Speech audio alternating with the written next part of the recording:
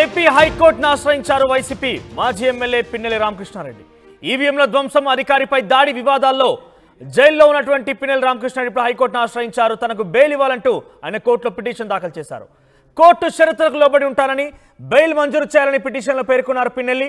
రాజకీయ కక్ష, అధికార ప్రోద్బలంతోనే తనను అరెస్ట్ చేశారని పిన్నెల్లి పిటిషన్లో పేర్కొన్నాడు. ఇక ఇప్పటికే పిన్నెల్లి బెయిల్ పిటిషన్ 2 సార్లు తిరస్కరించింది గుంటూరు కోర్టు. ఈవీఎం ధ్వంసం కేసులో పిన్నెల్లి రామకృష్ణారెడ్డిని అరెస్ట్ చేశారు పోలీసులు. జూన్ 26వ తేదీన అరెస్ట్ చేశారు. 40 రోజులుగా ఆయన నెల్లూరు జైల్లోనే ఉన్నారు. ప్రస్తుతం నెల్లూరు సెంట్రల్ జైల్లో పిన్నెల్లి ఉన్నారు. ఆయన తరపున న్యాయవాది హైకోర్టులో పిటిషన్ దాఖలు చేశారు. బెయిల్కి మంజూరు చేశారు. ఆయన కోర్టు కట్టుబాట్లకి కట్టుబడి ఉంటాను, నాకు బెయిల్ ఇవ్వాలంటూ కూడా ఆయన కోరారు. మరోవైపు అధికార టీడీపీ రాజకీయ కక్షతోనే తనని అరెస్ట్ చేస్తుందంటూ కూడా పిటిషన్లో పేర్కొన్నారు ఆయన. దీనికి సంబంధించి మా ప్రతినిధి రామారావు అందుబాటులో ఉన్నారు. రామారావు, పిన్నెల్లి బెయిల్ని 2 సార్లు తిరస్కరించింది గుంటూరు కోర్టు. ఈసారి ఆయన హైకోర్టును ఆశ్రయించారు. అయితే రాజకీయ కక్షతోనే తనపై కేసు వేశారు, జైల్లో వేశారంటూ కూడా ఆయన ఆరోపిస్తున్నారు. సో అప్డేట్స్ ఏంటి, ఏ రకంగా ఉండే అవకాశం ఉంది? మనోజ్, ప్రధానంగా చూసుకున్నట్లయితే వైసీపీ నేత మాచర్ల ఎమ్మెల్యే, మాజీ MLA Pinnelli Ramakrishna Reddy bail petition పై మరికొద్ది సేపట్లో హైకోర్టులో విచారణ జరగనుంది. అయితే ఎన్నికల సమయంలో కావచ్చు, పోలింగ్ సమయం కావచ్చు, పోలింగ్ తర్వాత కూడా అక్కడ మాచర్ల నియోజకవర్గంలో పూర్తి స్థాయిలో విధ్వంసం చోటు చేసుకున్నటువంటి పరిస్థితి ఉంది. సో ఈ నేపథ్యంలోనే ఆ కారంపొడిలో సిఐ నారాయణ స్వామి ఘటన కావచ్చు, అలాగనే రెండచింతల మండలం పాలవాయి గేట్లో TDP agent Namburu Seshagiri Rao, so వీళ్ళిద్దరి మీద దాడికి సంబంధించినటువంటి ఘటనలో ఇప్పుడు ప్రజెంట్ పిన్నెల్లి రామకృష్ణారెడ్డి నెల్లూరు జిల్లా జైల్లో ఉన్నారు. సో దీనికి సంబంధించి దిగువ కోర్టులో కూడా 2 సార్లు బెయిల్ కోసం అప్లై చేశారు. అయితే 2 సార్లు కూడా దిగువ కోర్టు బెయిల్ పిటిషన్ రిజెక్ట్ చేసినటువంటి పరిస్థితి ఉంది. ఈ నేపథ్యంలోనే ఆయన హైకోర్టును కూడా ఆశ్రయించడం జరిగింది. మరికొద్దిసేపట్లో ఈ కేసు విచారణకు వచ్చే అవకాశం ఉంది. మనోజ్, ఈ పిటిషన్ పై కోర్టు ఆయన ఎటువంటి వాదనలు వినిపించావు? ఎందుకంటే ఇక్కడ చాలా క్లియర్ గా ఆయన రాజకీయ కక్షతోనే తను అరెస్ట్ చేశారంటే చెప్తున్న నేపథ్యంలో ఏ స్థాయిలో వాదనలు వినిపించే అవకాశం ఉంది?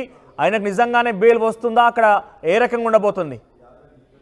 సో మనోజ్, అయితే ఈ కేసుకు సంబంధించి చూసుకున్నట్లయితే ఈ పిటిషన్ కి మరికొద్ది సేపట్లో విచారణకు రానుంది. విచారణ సందర్భంగా పిన్నెల్లి తరపు లాయర్లు తమ ఏదైతే క్లయింట్ పిన్నెల్లి ఉన్నాడో పిన్నెల్లికి సంబంధించి ఆ బెయిల్ ఇవ్వాలంటూ కూడా వాదనలు వినిపించే అవకాశం ఉంది. అలాగనే బెయిల్ పిటిషన్ లో కూడా వాళ్ళు క్లియర్ గా స్పష్టంగా పేర్కొనడం జరిగింది.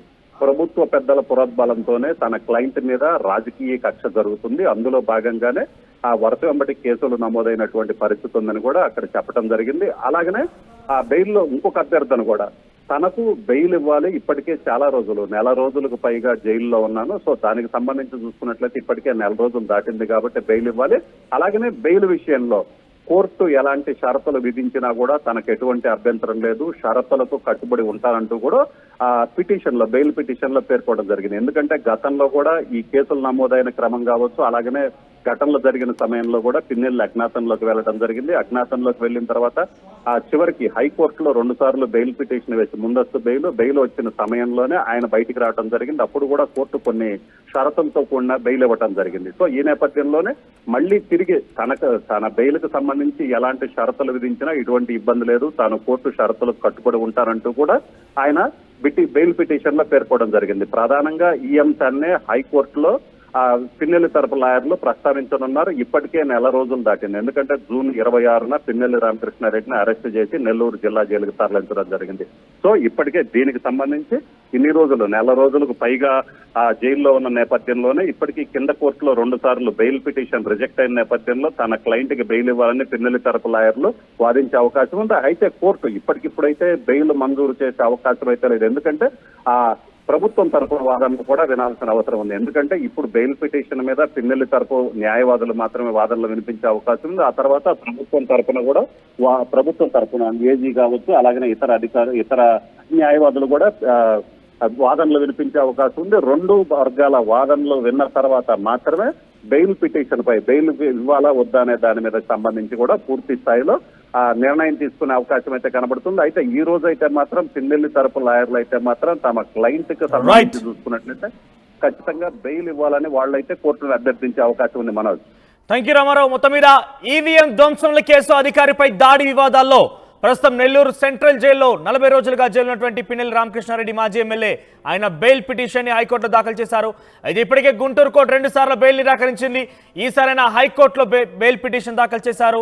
ప్రస్తుతం ఆయన హైకోర్టు బెయిల్ పిటిషన్ పై తన తరపు న్యాయవాదులు వాదనలు వినిపించే అవకాశం ఉంది.